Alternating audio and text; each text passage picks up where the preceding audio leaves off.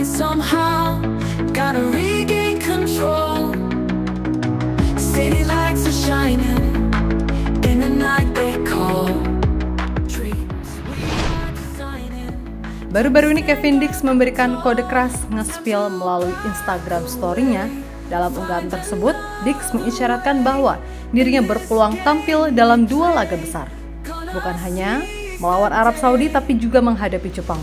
Hal itu ia ungkapkan setelah menjawab pertanyaan dari salah satu netizen. Apakah kamu akan datang ke Indonesia bulan ini? Menurut laporan, kamu akan bermain di laga kontra Arab Saudi. Tulis salah satu netizen bertanya kepada Dix. Kemudian dijawab Dix dengan menuliskan, keduanya, saya dan PSSI mencoba segalanya untuk menjadikan laga 15 November sebagai batas akhir agar saya bisa bermain untuk Indonesia. Mari berharap segalanya berjalan mulus, dan aku bisa main lawan Jepang dan Arab Saudi. Karena itulah rencananya. Tulis Dix. Pernyataan Dix ini jelas buat kita makin optimis. Jika semuanya berjalan sesuai dengan rencana, Timnas Indonesia memiliki potensi besar untuk menurunkan skuad penuh keturunan dengan kualitas yang bisa dibilang level internasional, serta dinilai bisa membantu Indonesia untuk menghancurkan Arab Saudi. Jadi bagaimana Timnas Indonesia dengan skuad full keturunan? Mari kita ulas lebih dalam di video ini.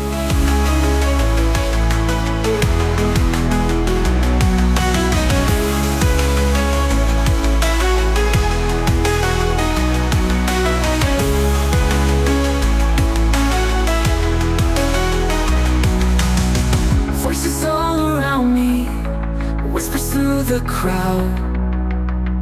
Don't let them surround me.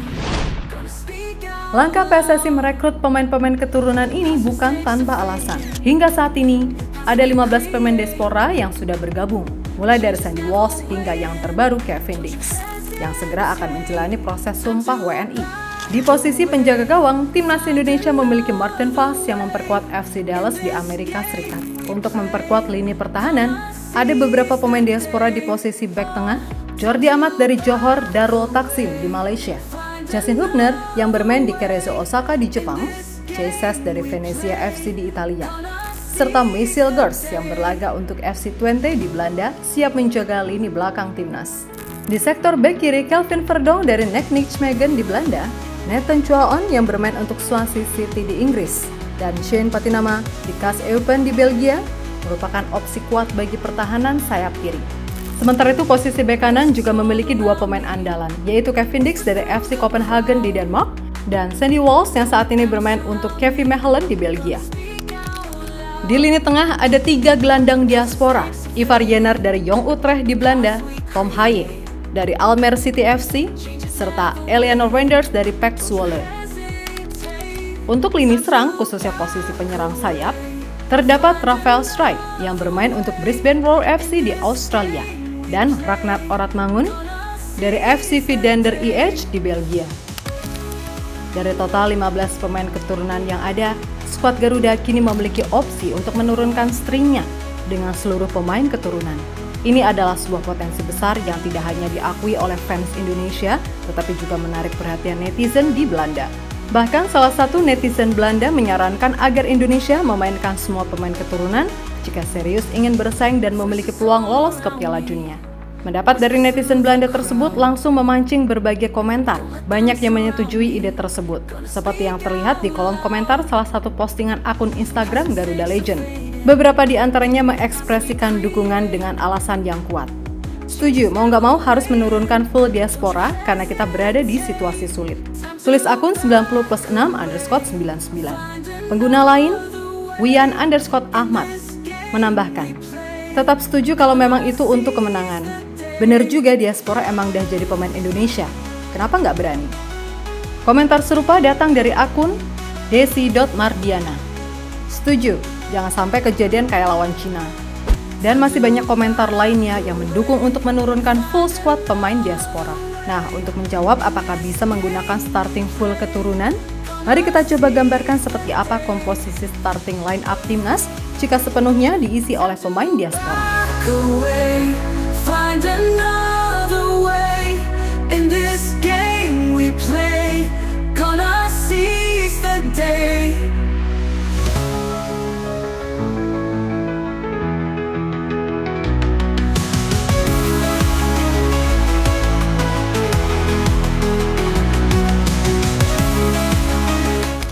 Kita ketahui bahwa Kevin Dix dijadwalkan untuk mengambil sumpah kewarganegaraannya 7 November di Denmark. Jika semua proses berjalan lancar, Dix akan bisa bergabung dengan timnas Indonesia dalam waktu dekat dan berpeluang besar untuk tampil melawan Jepang dan Arab Saudi. Mengacu pada aturan AFC, pendaftaran pemain harus diselesaikan paling lambat 5 hari sebelum pertandingan. Artinya, sebelum tanggal 10 November, seluruh administrasi Dix harus sudah rampung agar bisa bergabung skuad Garuda. Dengan kehadiran Dix, timnas Indonesia berpotensi memainkan starting line up yang sepenuhnya diisi oleh pemain keturunan dengan level grade A. Mari kita lihat bagaimana formasi ini bisa diatur dengan optimal. Menggunakan formasi 3-4-3, posisi kiper kemungkinan tetap akan dipercaya kepada Martin Paes. Untuk trio lini belakang, J.S., Mason Gers, dan Justin Hubner dapat diandalkan untuk menciptakan dinding pertahanan kokoh. Ketiganya memiliki kemampuan defensif yang mumpuni dan pengalaman bermain di kompetisi tingkat tinggi. Di posisi fullback, Kelvin Verdong bisa mengisi sisi kiri dengan solid, sementara Kevin Dix yang baru bergabung bisa diandalkan di sisi kanan, memberikan kekuatan ofensif dari kedua sayap. Untuk lini tengah, timnas bisa memanfaatkan duet Tom Haye dan Ivar Jenner. Keduanya dinilai memiliki kemampuan penguasaan bola yang kuat dan visi permainan yang cerdas yang akan sangat berguna untuk mengatur alur permainan Indonesia dan mengatur serangan. Di lini serang, Ragnar Oratmangun dapat mengisi posisi sayap kiri, memberikan kecepatan dan ancaman nyata bagi pertahanan lawan. Sementara itu, Rafael Strijk bisa ditempatkan di tengah sebagai striker utama, dan Eliano Reinders di sayap kanan memberikan fleksibilitas serta kreativitas dalam serangan.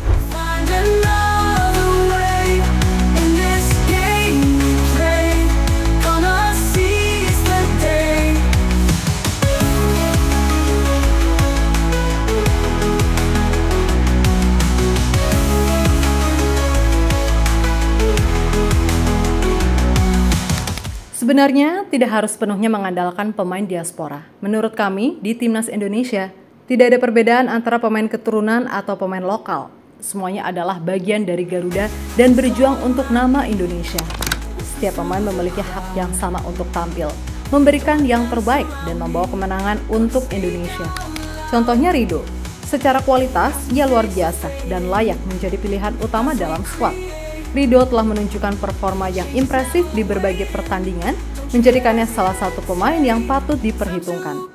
Bahkan J.S. mengakui kemampuan Ridho yang sangat potensial.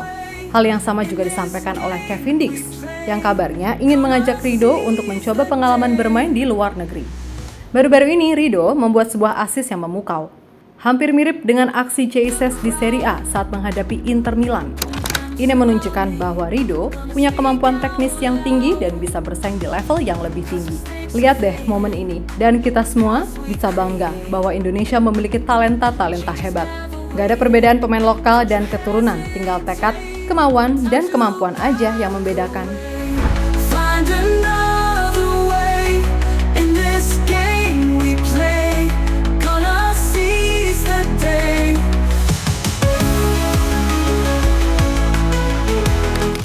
Jadi, dengan kombinasi antara pemain diaspora dan talenta lokal, timnas Indonesia kini punya potensi besar untuk mengejutkan Jepang dan Arab Saudi.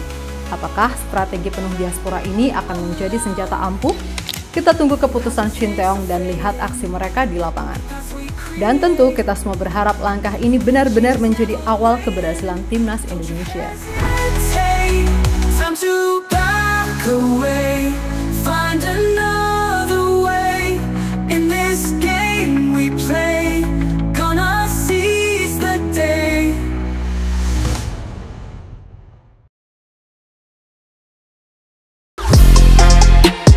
Halo, izin iklan sebentar ya guys. Jadikan ruangmu bernuansa timnas. Temukan beragam poster dinding, sepak bola dan timnas dengan desain menawan, kualitas premium dan harga yang tidak akan menguras kantong. Segera klik link Shopee di deskripsi video ini dan dukung timnas dengan sepenuh hati.